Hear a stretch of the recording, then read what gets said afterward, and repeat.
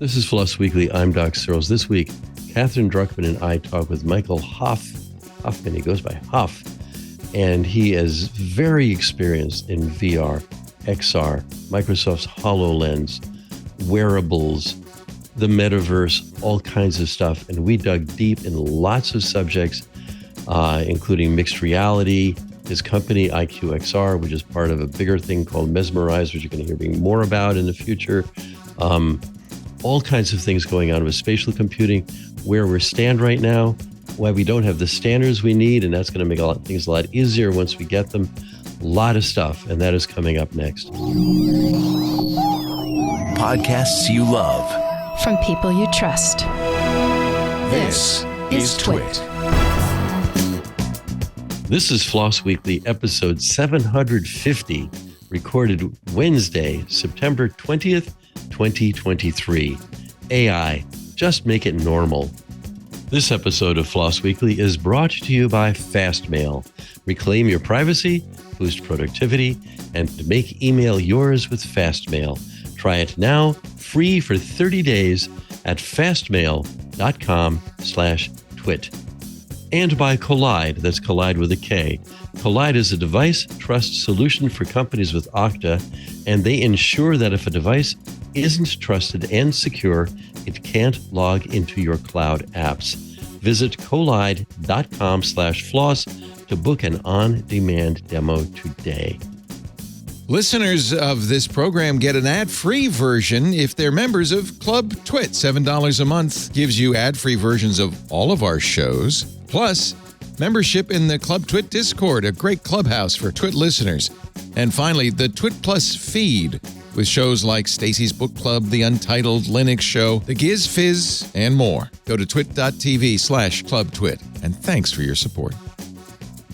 Hello again, everyone, everywhere. I am Doc Searls. This is FLOSS Weekly, and this week I'm joined by Katherine Druckman herself, coming in from Houston, Texas.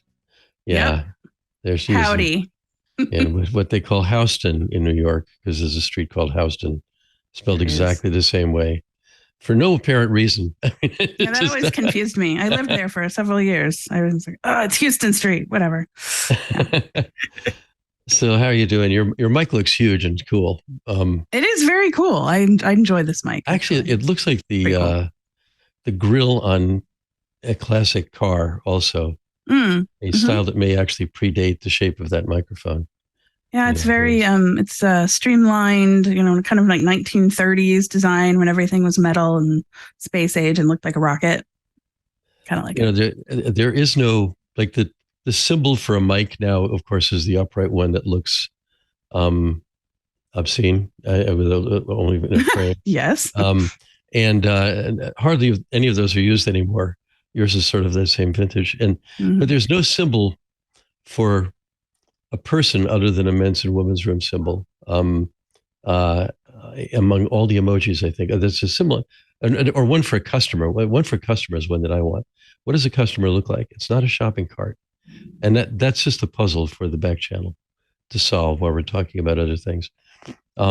So, are you familiar with our guest today by any chance? Have you done any homework on this?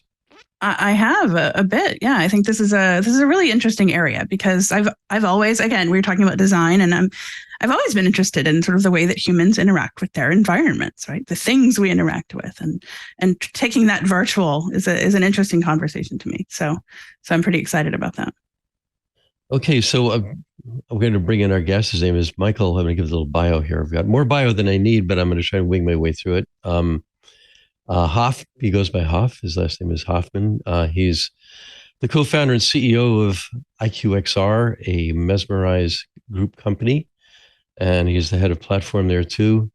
Trusted guide to immersive technology. Prior to joining there, he was the principal engineering lead at Microsoft on the HoloLens team, which I'm sure we'll get into, where he developed a number of enterprise applications. He is also an expert on software design and XR, having played a pivotal role in the development of Microsoft's MRTK tools, Microsoft Mesh, the HoloLens partnerships with NASA JPL, Trimble. I remember them as being like the GPS company, and Autodesk. Also founded XR Solutions Agency Object Theory. Earlier in his career, he spent time in software engineering roles at Google, Nike, and several startups. And he's based in Seattle, Washington, which my father from New York pronounced Seattle, even though when he lived there, he actually did live there before he moved to Alaska. He met my mother, and I went back to New Jersey. So how are you, Hoff? And where you are in Seattle, even though it looks like, for those of us watching this, like you're surrounded by R2D2 cappuccino machines. Yeah, I'm in my mad scientist lab based in Seattle. I actually aspired to be a mad scientist maker, space kind of guy eventually. Yeah, so I am definitely based in Seattle.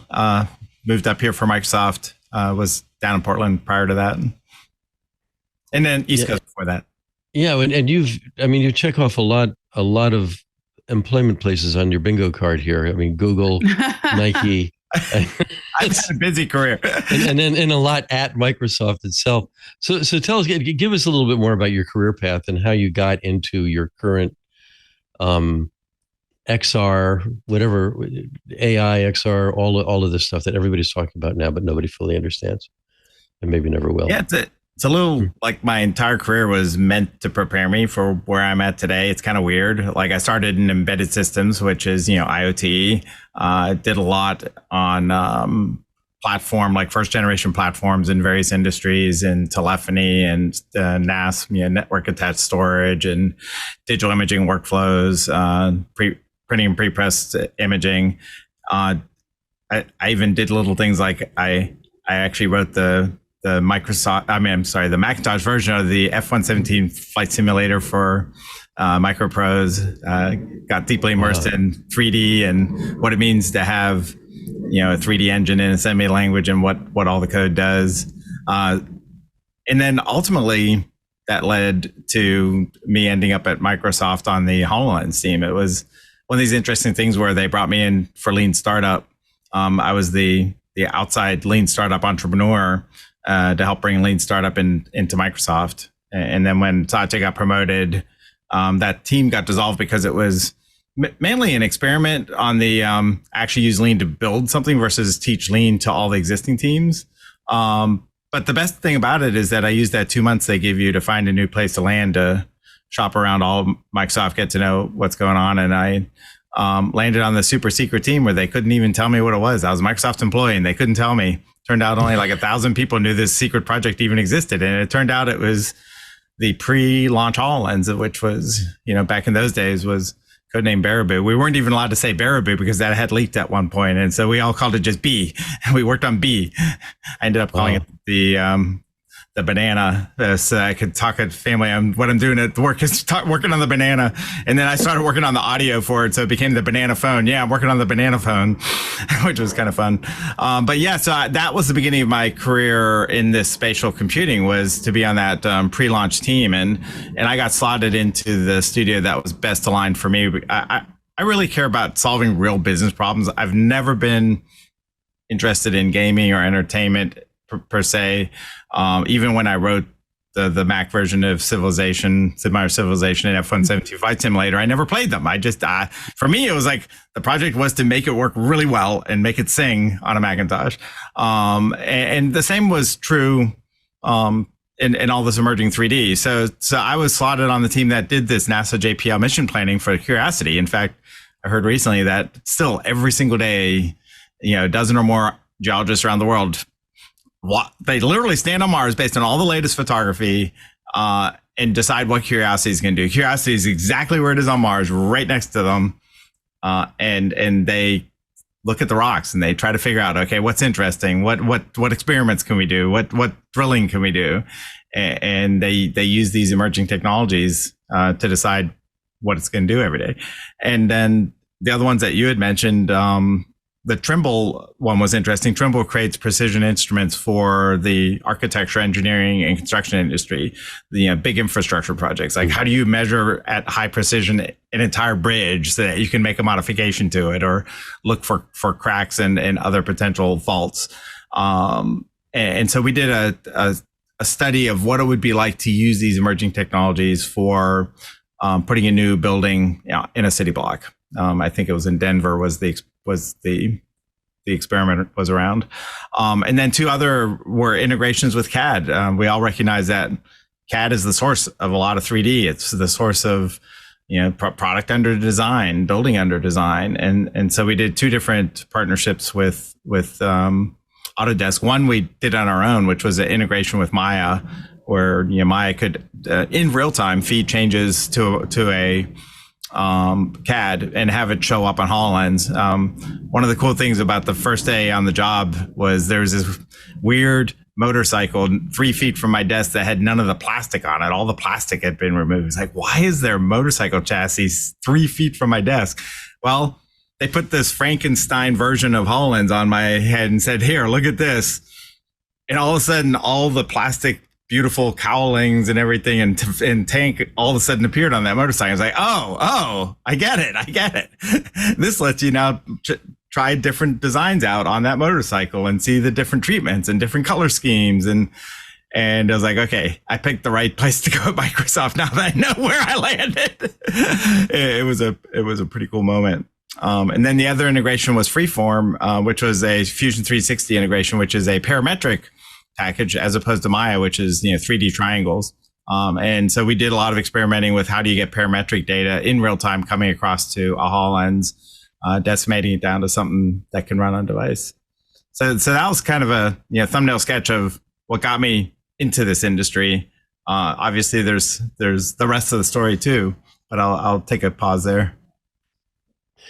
So I'm wondering many things, but one of them is, where did you start with all this? You have all these interesting jobs that were all over the place. But where did you start? I mean, what got you going on all this stuff?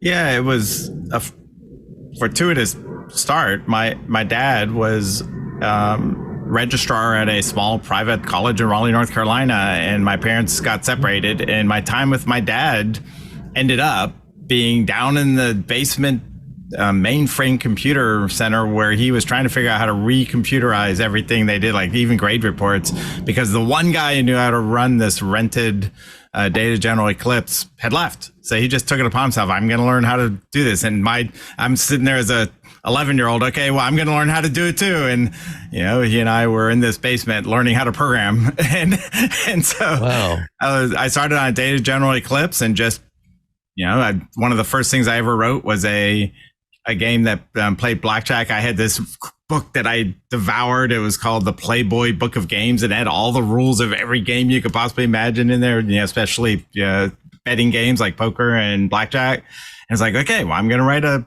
competent blackjack program.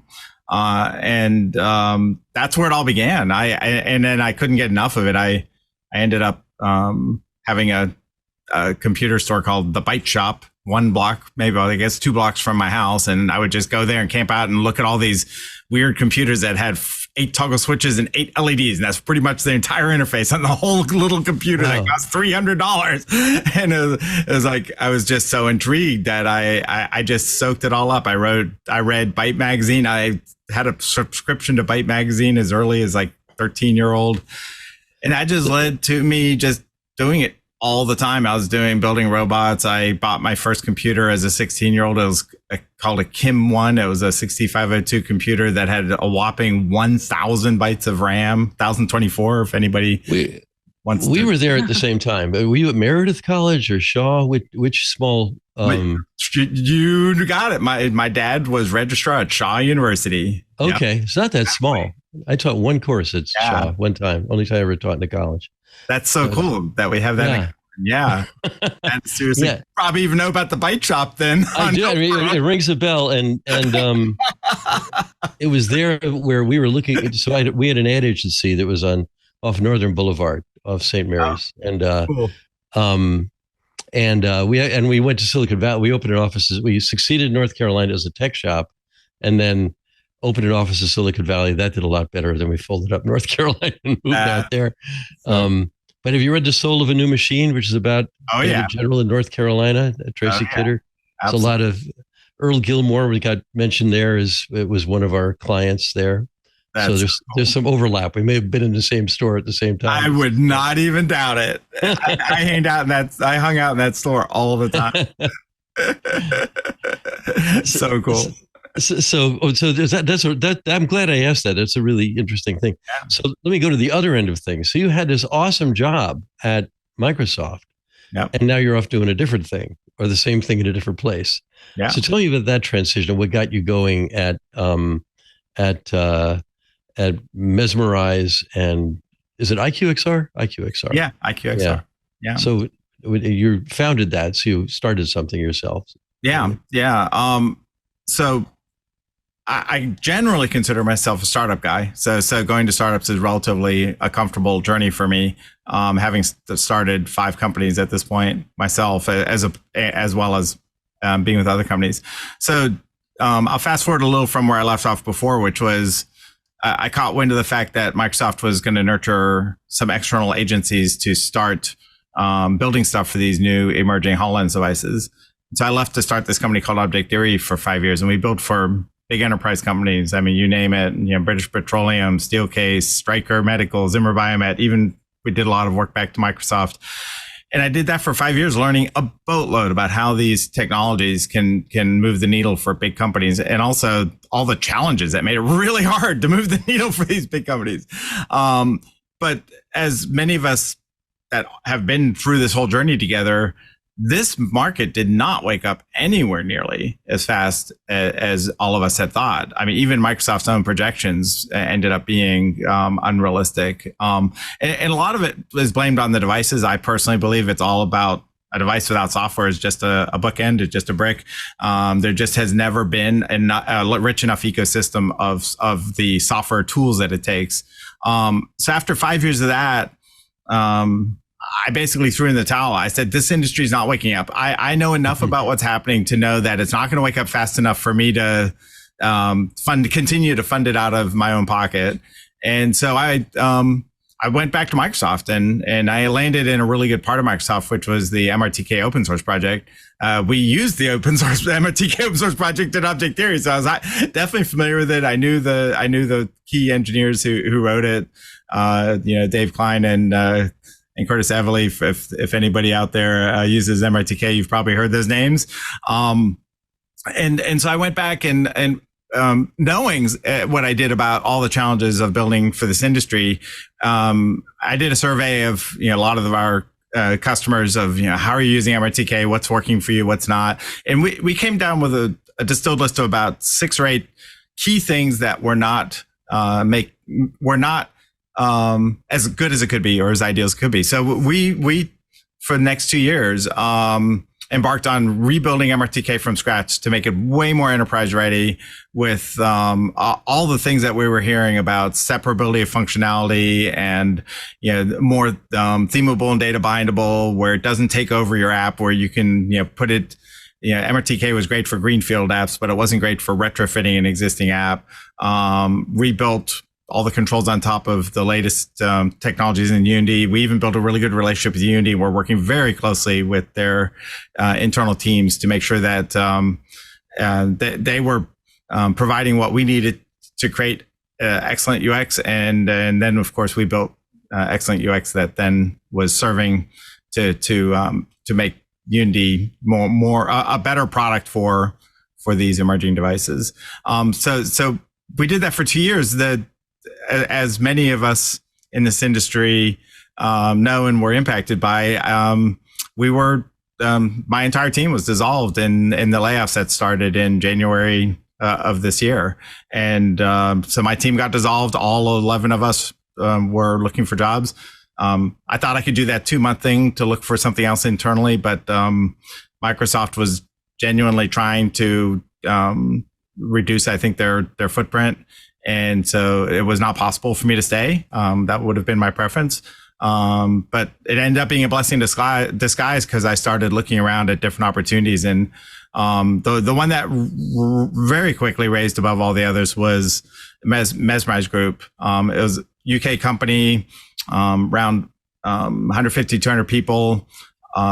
experimenting the space, trying to figure out where the signal was, where the value was, and they had identified that platform is where we can make a big difference. And I happen to have been building platforms my entire career since my early 20s, and it quickly gelled into me coming on board to start IQXR as one more of their family of sister companies. I'm one of 6 sister companies under the Mesmerize group, and all of us are now structured to all work well together and support the creation of platform, and then support building things on top of that platform.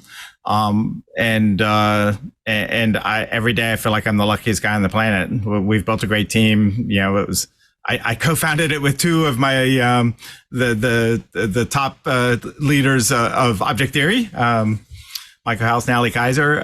They are my partners in crime, and every single day we are just feeling blessed at what we have. We're at 19 people now, just 5 months in. It's pretty cool. We're growing pretty fast, and our entire mission is to build the pieces that are missing, innovate in areas that need innovation, so that this industry can wake up faster. And we have a strong commitment to open source and open standards.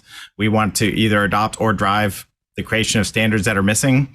And we want to give away as much as we can logically and sensibly do through open source pieces of the puzzle that make it faster for everybody to get something up and running. What we want to do is get it to the point where you can just focus on your core expertise. If your core expertise is surgery, you focus on the surgery part, not the how do I integrate audio? How do I make it end-to-end secure? Things like that. Well, that is a fantastic setup for all the questions that Katherine has that are lined up, and our back channel, because they're busy caring about open source, and there's a lot of threads we can follow there. But first, I have to let everybody know that this episode of Floss Weekly is brought to you by FastMail. Make email work for you with FastMail. Customize your workflow with colors, custom swipes, night mode, and more. FastMail now has quick settings. From the quick settings menu, you can easily choose a new theme, switch between light mode and dark mode, and change your text size without leaving the FastMail screen you're looking at. Quick settings will also offer options related to the FastMail screen you're viewing. You can generate a new masked email address, show or hide your reading pane, switch between folders and labels, and more. Choose to autosave contacts, or choose to show public images of senders from external services like Gravatar. Set default reminders for events, change how invitations are handled, or turn notifications for calendar alerts on and off. Now add or buy a domain through FastMail, and they will set all the records up for you so it works immediately. FastMail gives you the ability to send and receive emails from your own domain and manage multiple email addresses in one space, which helps keep you organized and protects your personal data. For over 20 years, FastMail has been a leader in email privacy. The FastMail team believes in working for customers as people to be cared for, not products to be exploited. Advertisers are left out, putting you at the center. You pay for free email with your privacy. At FastMail, your data stays yours with better productivity features for as little as $3 a month. FastMail has better spam filters and absolutely no ads. And privacy isn't all you get with FastMail. Superior productivity tools with scheduled send, snooze, folders, labels, search bar, etc. Plus, keep track of all the important details in your life easily with FastMail's powerful sidebar. Works with password managers like Bitwarden and 1Password to make it easy for you to create unique passwords for every account and safely store them on your device. It's great on desktop and mobile, especially when you download the FastMail app to get the most out of your email. It's easy to download your old data and import it into your new FastMail inbox. FastMail is moving email forward with new internet standards and open source innovations that power many email services other than their own. Don't get left behind by substandard email providers. Reclaim your privacy and boost productivity with FastMail. Try it now, free for 30 days at fastmail.com/twit. That's fastmail.com/twit. Okay, so Katherine, you got some. I do. I'd like to go back to the openness of it all that you were, like you just mentioned. I loved what you said about kind of empowering people to focus on their own area of expertise. For your surgeon, right? You don't have to worry about how all this stuff works. Is that your end goal? Do you envision a world where you really are empowering non-technical users even to take advantage of these open source spatial computing platforms? Or do you mean empowering developers? Or is it kind of a roadmap that involves both of those things? And how does openness play into that goal? Yeah. How does it enable everything? Yeah, really good question. We do plan to take baby steps, and the first baby step would be to make available tools for developers. With potentially the one exception is that we're also focusing on the creator flow. One of the biggest things that we realized over the past 8 years is the cost of content creation is one of the bigger barriers, and we're looking at all the clever ways in which you can potentially reduce that cost of creating the very content that you want to show. A good example is you want a really nice skybox around a scenario. Let's just say you're doing a aircraft training or aircraft maintenance. Wouldn't it be cool if it looked like you're in a hangar? Well, guess what? Now you're talking about creating either a 3D model of a hangar, or you're creating a fake photograph 360 skybox. Either one is thousands of dollars, and then you have to find the artist or already have an artist on the team, and even little things like that cost a lot of money. So we're looking at all the clever ways in which we can use existing and emerging technologies to help on the creator flow, and that immediately helps the non-developer. Obviously, even during the development phase, you need content, and it can help during that phase too. The layer on top of that is going to be a node-based workflow way of programming. A lot of people call that low code or no code.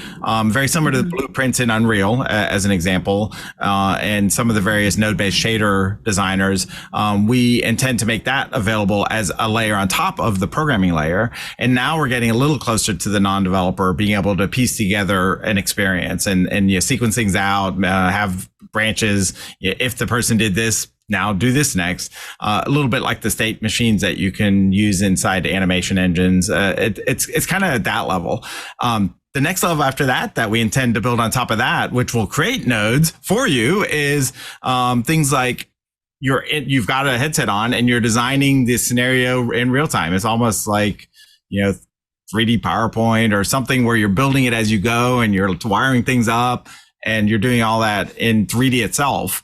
And then the next step after that is prompting. I want this scenario and I want this to be over here and that to be over there. And then AI is helping you build the actual scenario. Okay. So we plan on being on every step of that journey, and we're going to do it in approximately that order, obviously with some overlap. And what we want to do is get to the point where this is available to everybody. I firmly believe that we will be in a future where the way we interact with all technology will be the glasses on your face, and eventually even scarier things like, lenses in, contact lenses in your eyes, or even the bio interface we all talk about, and it's written about in science fiction like Neuromancer. So yes, the answer is it is a roadmap that includes all of those. And one of the things that we're committed to is that every layer actually builds on the layer below, and you're allowed to go under the hood and actually work at the layer below. So if a node is missing that does something cool that you need, write a new node, and all of a sudden this new node's available. Oh, by the way, there'll be a marketplace where you can sell your node if it's interesting enough. You can use it yourself, and you can actually make an entire business around that new node that you've written.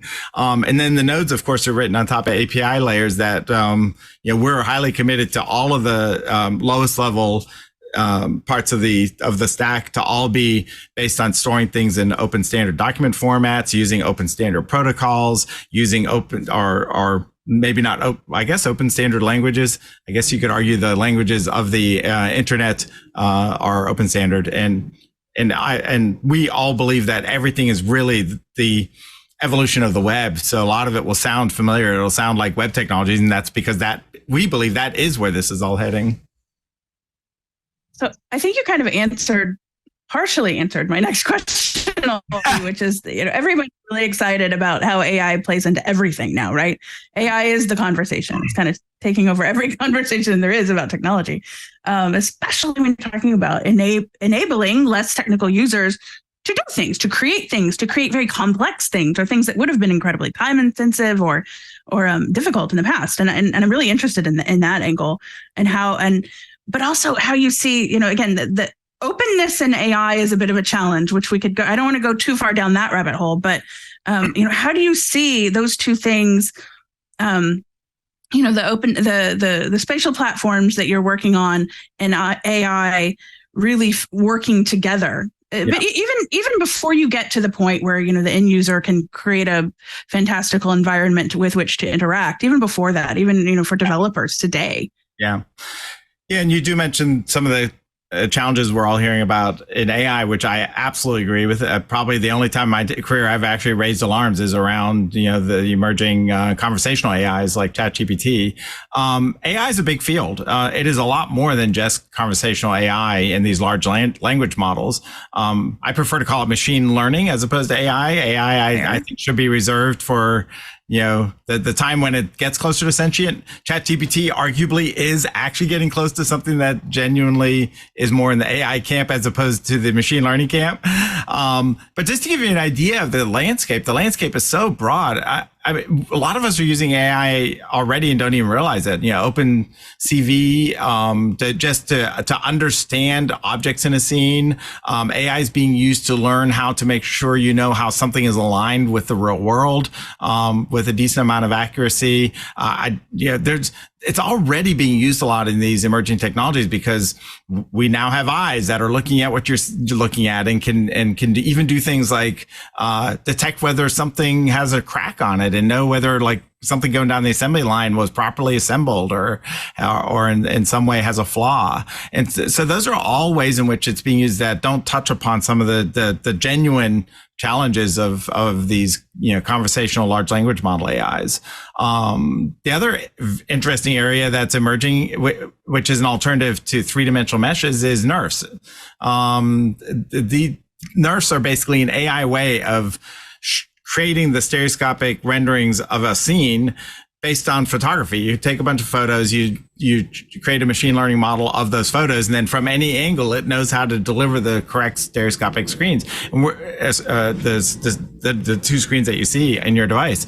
And so that opens up all kinds of possibilities for using machine learning to quickly take a scene that, let's just imagine a real estate agent taking photos of a house.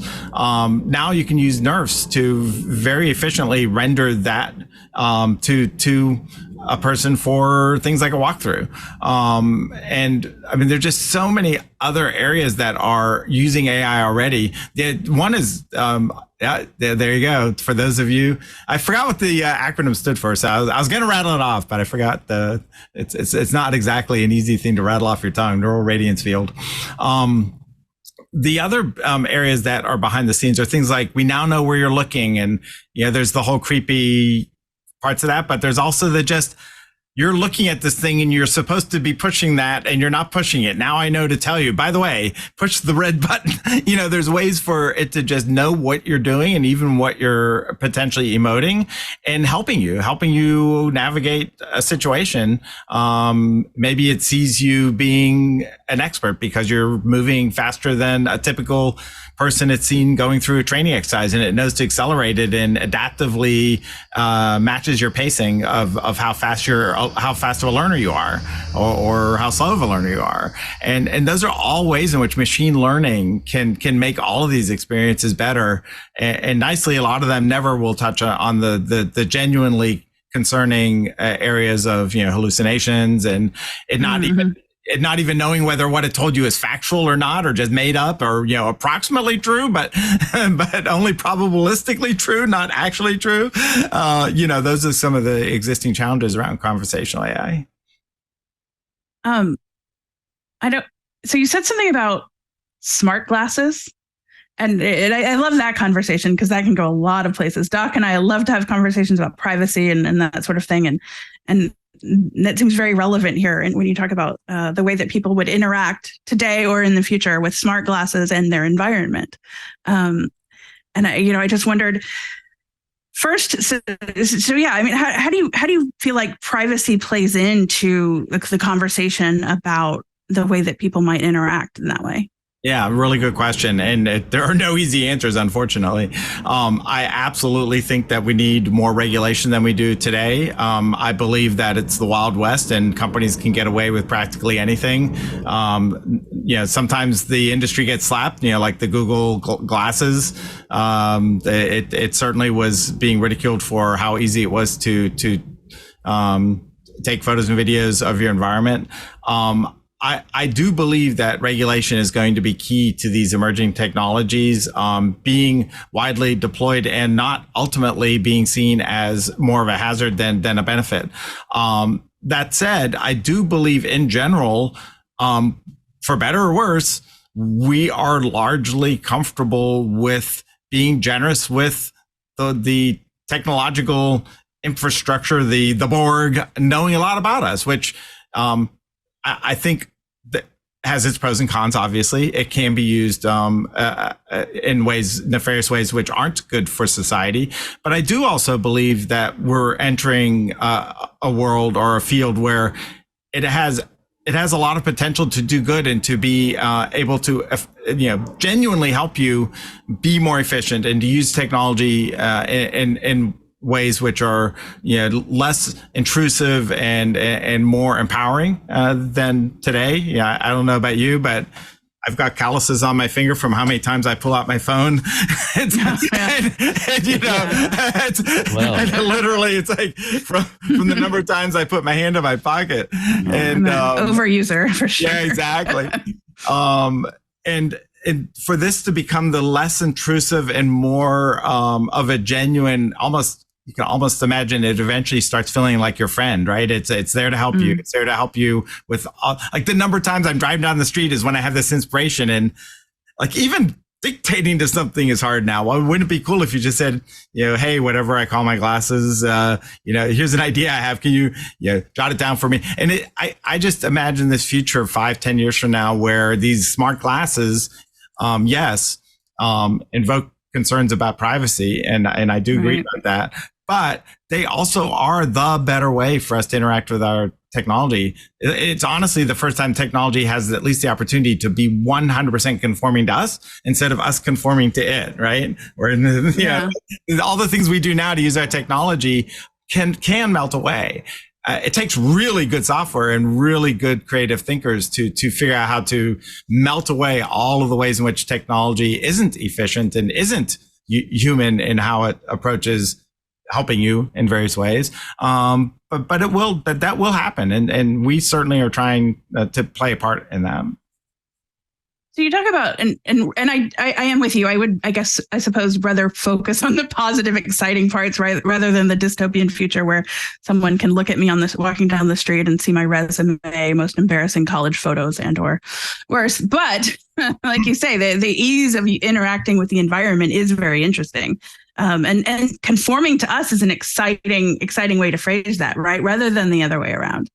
And I wonder if we could talk a little bit about ergonomics, because I mentioned earlier that I get very excited about history of design and stuff like that, and the evolution of how we've interacted with our environments. I love to talk about kitchen design as an example, how we've evolved into sort of like this ergonomic triangle and how we do things. And I wonder how much that study in ergonomics plays into the work that you do, as far as people interacting with created environments or real environments. When you talk about glasses, you could be interacting with actual physical environments, whereas when you talk about spatial computing and the other things you're working on, you're talking about created environments.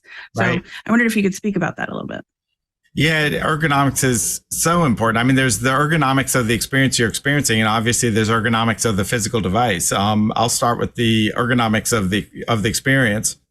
One of the greatest things about MRTK was that behind MRTK was a massive team of brilliant, passionate UX experimenters, designers, innovators who are making sure that we understood, how do you leverage these new technologies to make things intuitive? When your finger approaches a button, if it glows, is that helping you know what's going to happen next? As you depress it, is it giving you a nice sound haptic feedback that the pressing is happening? And, all the little ways in which good design can make the experience you're experiencing more ergonomic. Those are hard problems to solve, and it takes innovation to actually solve them well. And I was really impressed with the level of commitment that we had across Microsoft to figuring that out. And that is embodied in MRTK. That's honestly one of the most valuable aspects of MRTK, is all the thinking that went into making that intuitive. It's easy to find examples of software that hasn't figured it out. And we're kind of in that early phase of a new emerging industry where we're going to go through a lot of experimentation, and there's going to be a lot of bad software out there, and then there's going to be a lot of innovative software, and eventually the innovations will make it into the mainstream. And so from that perspective, it is incredibly important, because these are new emerging technologies. Can you imagine if all the swiping and tapping and all the things you can do on an iPhone were there in version 1 of an iPhone? It would have been really hard for anybody to adopt an iPhone, because there's so many different ways in which we've learned over the years, and actually decades at this point, of all the ways in which we can interact with our devices. We're kind of on the early part of that journey too, where you want to start small and simple, but then you do want to create a larger and larger vocabulary of gestures and a larger and larger vocabulary of ways of interacting, just because it becomes efficient.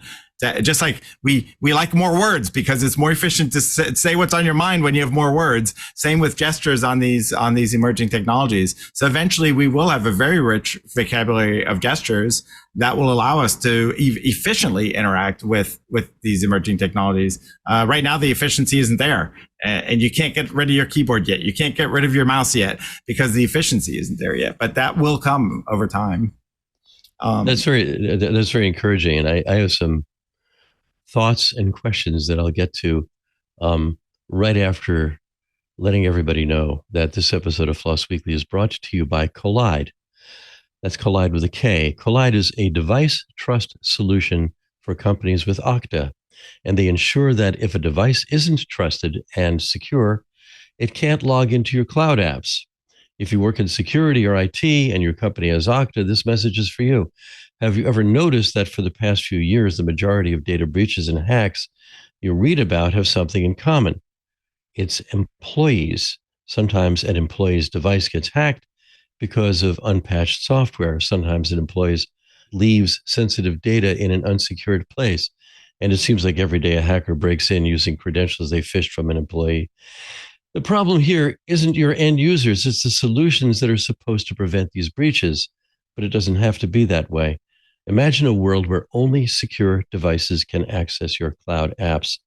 In this world, phished credentials are useless to hackers, and you can manage every OS, including Linux, all from a single dashboard. Best of all, you can get employees to fix their own device security issues without creating more work for your IT team. The good news is you don't have to imagine this world. You can just start using Collide. Visit collide.com/floss to book an on-demand demo today and see how it works for yourself. That's KOLIDE.com/floss. So Hoff, you did a really good job, I think, of sort of explaining where we are historically now, getting toward a large vocabulary of gestures and all that. I think one of the problems that we have as computing has become more and more friendly, has been moved farther. Kind of the stack just keeps going up at the application layer, where infinite convenience is introduced, but it's almost infinite opacity for what's going on behind the screen. You look at an old-fashioned television, it's full of vacuum tubes, it heats up, you kick it, you slap the top, you adjust the horizontal and the vertical, and even with early computers, I mean, an Apple II or an IBM PC had a big backplane. You could put the Ethernet card in there. You could put the graphics card in there. It's like it's all software. And I'm wondering how we as individuals, and especially as individual hackers, because that's actually our audience here to a large degree, the people doing the work, right? And who want to be as close to the metal and as close to the substrates as they can. I have this fantasy that a mix of our people here, our listeners and viewers, and the big companies like Apple and Microsoft, which started out as personal computer companies. They're working for people, right? That's their first interest. And I think there's still some hope in that. We're going to get our own personal AI. We're going to run our own lives with something that, I mean, I want to be able to have an AI know that when on my Visa bill, the Amazon charge does not match what Amazon says on their accounts page, because they sort them out by shipments and not by actually what you got billed for. And it's always algebra involved in trying to figure this out manually. I'd love it if that's all fixed. And I'm seeing very little happening there so far. I'm seeing very little that's like, what can I do for myself? I mean, somebody sent me one yesterday. I won't name the name of the company because I'm about to ream them in my blog. But that's a brand new personal AI thing. And it's all about following your every motion on your screen and what you're doing online so you can better work online. And 90% of our lives are not online, actually, still, even though we're using our phones all the time. Or if they are, they're in our offline world. Who are my contacts? What's on my calendar? Where did I travel? What do I already own? I own a lot of stuff. I'm not buying anything right now, and the whole advertising world is set up to imagine you're buying something all the time. So I'm wondering what hope we might have that we can start equipping ourselves to going through what you did when you went, from Data General running PICT. And even then you were probably working for yourself on that thing, right? How can we be personal on this thing again? And I'm actually imagining, having some way to shut off on our side. No, don't follow me out of here. Give me that. Don't give me that. In a gestured way, in a really simple way. So we have a sense of where our boundaries are, and that those boundaries are hard and they're accountable. And we can look back and say, wait a minute, you screwed me over right there. Or even little things like when I'm traveling, when I get in my car or I'm using my phone, I want to be able to turn on and off whether or not I'm telling Google or Bing where I am in traffic. That's actually a privacy violation that they're narking on me 100% of the time. Phone company needs to know because they need to hand off the call. But that doesn't mean I need to be participating in all these functions or if I am, I want control over saying, okay, anonymous, that's all right. But I don't want, I want more control over that stuff. Right. So how do we get that? Is there hope for getting that? Yeah, there's definitely hope. And I mean, the biggest barrier in my mind is the lack of widely supported open standards. I mean, think about it. The ability to parse language these days is pretty mature, right? Like Lewis is a technology that is available on, like Azure.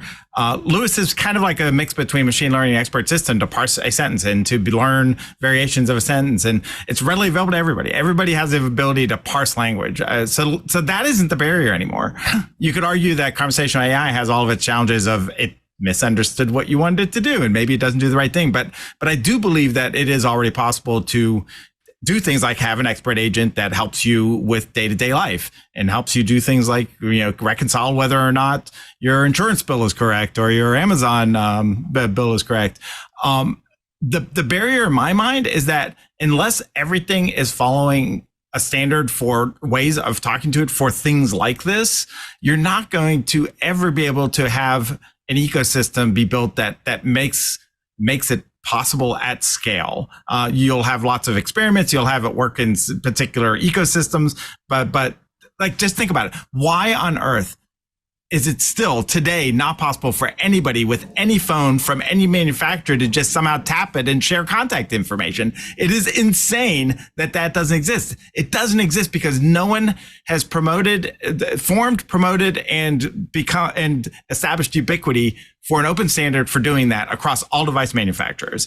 And this is the unfortunate part, of course, is you need the participants in that ecosystem to actually be part of that. And unfortunately, we do have walled gardens out there. We do have companies that see their core strategic advantage is not playing nice with other ecosystems. And that is an unfortunate part of the reality that takes away from the hope that we'll be able to get there. One of the things, again, that we want to do is create open standards for things like you're describing, for ways like if I have something built on IQXR platform, it just magically can translate between my language and the native language of the friend I'm trying to talk to in some other part of the world, Germany, Spain, wherever, and I don't speak their language. That should just be automatic. Why is that not automatic? And all the technology clearly is there today. Obviously, somebody has to pay for the amount of compute it took to do the translation. But those barriers, I believe, are not the reason that it's not happening. It's not happening because there isn't a universal lingua franca for how to just make that normal across everybody's technology stacks.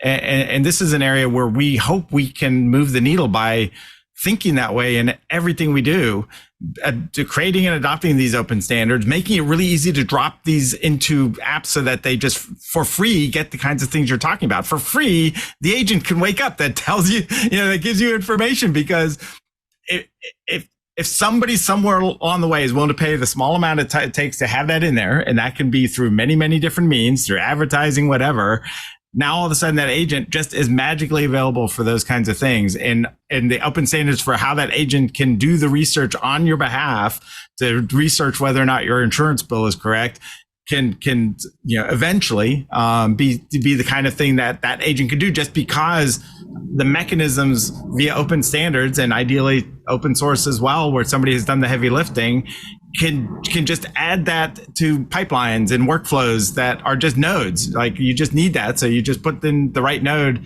into your workflow, and all of a sudden it can translate. All of a sudden it can, be super low latency, because that's important. All of a sudden it can talk to your billing system because you gave her permission to do that research for you. I feel hopeful. I want to be part of the solution. I do know that it does require adoption by the big players, and that is the part that won't be in my control personally, but I hope to move the needle. I'm going to go a little bit further down this thread right after this break. So, Hoff, there are two directions here. And one is, I think you were actually at Microsoft during some of the time when they became an open source company. They were like very against open source, and they became one. And I paid attention to IBM when that happened back in the late 90s. And basically they were taken over by their own engineers. Their own engineers said, wait a minute, we're not running your printer server, we're running Samba, and we're just going to run out old Windows machines on Linux.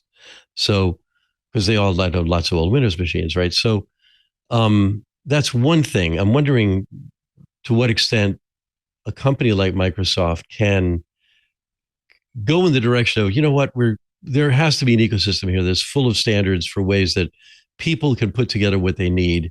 And maybe it's got our stuff in it, maybe it's the other guy's stuff. We're all going to adopt the same thing. It's happening right now. I mean, Apple got dragged kicking and screaming into USB-C, even though it was already on the iPad, by the way. I've got one. It doesn't work with anything because it's got USB-C. But that's another thing. But first, I'm making a standard. So I have experience with this, and it's not good. I'm with a group that I put together in 2017 called IEEE P7012, the standard for machine readable personal privacy terms. Rather than us always agreeing to terms that others are pushing at us, why don't they agree to our terms, which might be as simple as don't follow me out of here, sign here, and I've got a machine readable thing. And we're fairly close, but we need people to jump in and help us with this. So I'm kind of like doing my own ad here. So look up IEEE P7012 and get in touch with me. I'm at firstname@lastname.com. And, or anybody Hoff. I mean, we're close to finishing this thing and we want to finish it, but it's been since 2017. This is 6 years. Yeah. Right? These are long journeys. The horizons on this thing in a fast moving thing. So I don't know how you could put this together, and we don't have much time left. So, but how do you make all these standards that we don't have and get big companies like Microsoft and Apple and Facebook and others, Adobe, there are a lot of big ones that could be helping with this. Yeah. How do you get them to do that? I mean, honestly, I believe the best way is to be really good at designing an API or a standard, adopt it, get ubiquity, like be good at what you do and put it out there for free, and have a commitment to when it actually has gotten noticed to have that commitment to form a committee or to join a committee to then formalize it. The best way to make a really good standard is to actually build one and use it. Just like they say, the best technologies tend to come from solving your own need, right? It's similar to that, where you create this technology because it needs to exist. You use it, you get it out there in the market, you demonstrate that it's valuable, and now suddenly it's really just a matter of being willing to make it open. A good example right now in our industry is USD is a really good format that everybody's adopting, but it's owned and controlled by Pixar. Wouldn't it be cool if they just made that decision to say, okay, it's time, let's turn that into now an open standard? That's exactly the kind of path that I imagine that we are going to be on at IQXR over and over again, where we just say, we need this, we're going to create it, we'll form the committee as early as makes sense, maybe even right away, but that's not going to slow us down. We're going to use it as we go. Now, we may not win, but I believe that the trick is be relevant, and you probably will be able to win. And even if you don't, you know so much about that need for that particular standard that you can help make sure that standard is good no matter who ultimately drives it and who ultimately wins at creating a standard around it. And as long as we're actively participating, we can then make sure that it is meeting the broader needs. And we then would just switch over to that presumably better flavor of that standard and abandon ours because we want to be adopting the best one that's out there. Okay, we're fairly close to the end here. So the back channel says time flies. It really does. This is incredibly interesting. So there are several questions I'd like to ask at the end. And one is first, quickly, can you answer anything that we haven't asked or that your PR people want us to ask and we forgot to ask? I still have so many questions. Well, I think the quickest thing to say is that I have never in my entire career felt so set up for success. We are surrounded by some of the most amazing, brilliant people I've ever worked with. They're passionate. They're committed to openness. They're open source, open standards. We have really good funding. We have amazing industry contacts. I feel fully empowered. I make sure everybody on our team feels fully empowered. The 6 mesmerized sister companies, we're all structuring it so that we complement each other. One is a consulting company that will build at client velocity on top of our platform.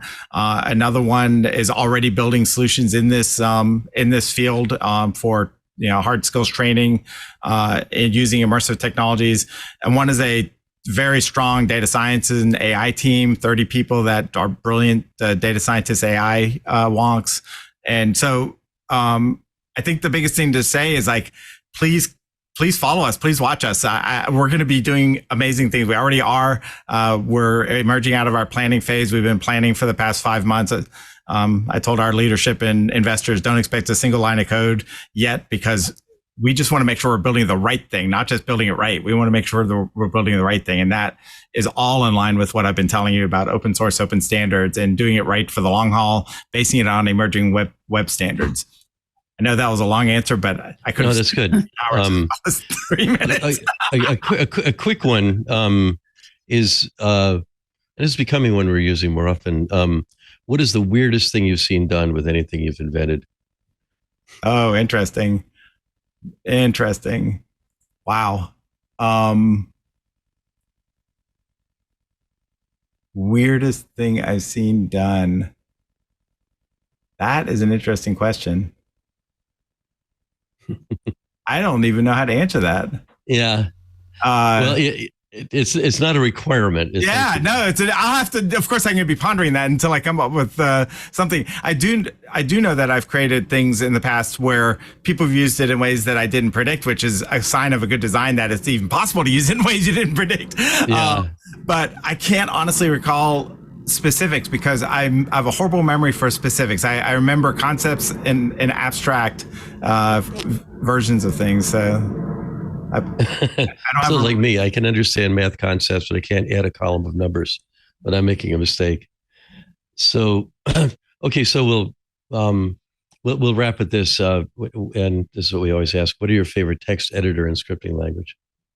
I love TextMate on my Mac. I use TextMate all the time. I love the fact that Vim exists everywhere, and I use Vim. But TextMate is my go-to. Well, what was the other question you said? And scripting language. Scripting language.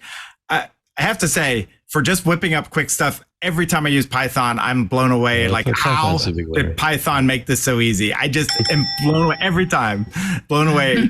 And I wouldn't use it for production, just to be clear, but for any kind of quick scripting language, Python's my hard to beat. And we can't get Guido to come on this show because he's busy being retired. He's done his work. Well, Hoff, it's great having you on the show. We will have to have you back. We I would love to. Lots of guests, but you're moving so fast that that's a requirement. Yeah, I'd love to come back. And there's other areas I can explore too. Yeah, so thanks for being on. Well, good, because I have a lot more questions. I know. We're saving them up. I believe it's only been an hour. I know. This is a pretty fast hour. I can't believe it's over already. Yeah. Thanks again. Yeah. You're welcome. It's great to meet you. Thanks. Likewise. So, Katherine, actually, I mean, you could say what some of your questions might be just to tease the next show that we do with Hoff. Oh, yeah. Well, so the metaverse in general, right, has a lot of hype. And I just kind of want to know, I want to talk about a little bit more about, do we think it's going to live up to the hype? When do people want to interact virtually and when do they not? And the type of environments we're talking about. There's just so many different places to go. We could talk an entire episode just about glasses and how we might, all of it. We could pick out any part of this conversation and go for another hour at least. So, yeah. I haven't put it in the chat, but I invented a pair of glasses, which I called Searls glasses immodestly because it's got ear in the middle of it and ear in the middle of it. That are privacy-oriented. It's just a design for privacy-oriented glasses that would signal to the other person whether or not you're being spied on and stuff like that. Absolutely nobody has picked up on it. So that tells you what my box office is on that. But yeah, those are going to be good to cover. So what do we want to plug, Katherine? Oh, what do we want to plug? At least 2 other podcasts you're on. Yeah. We've got Doc and I do the other podcast. That's Reality 2.0. And then I do one over in the open ecosystem team at Intel, and that is called Open at Intel. And I talk to a lot of interesting people doing interesting things in the community. And yeah, that's about it. Find me at open.intel.com or reality2cast.com or on Twitter or on Mastodon or all of these various places. And I need to plug next week's show. It's going to be Michael Bonmarito, which when I expand, he's the CEO at 273ventures.com. I don't have the topic yet. I do know the co-host is going to be Simon Phipps, is always great. So that's going to be next week, Michael Bonmarito. So until then, I'm Doc Searls. I'll still be Doc Searls next week, and I'll see you then. Hey, I'm Rod Pyle, editor-in-chief of Ad Astra Magazine, and each week I join with my co-host to bring you This Week in Space, the latest and greatest news from the final frontier. We talk to NASA chiefs, space scientists, engineers, educators, and artists, and sometimes we just shoot the breeze over what's hot and what's not in space, books, and TV. And we do it all for you, our fellow true believers. So whether you're an armchair adventurer or waiting for your turn to grab a slot in Elon's Mars rocket, join us on This Week in Space and be part of the greatest adventure of all time.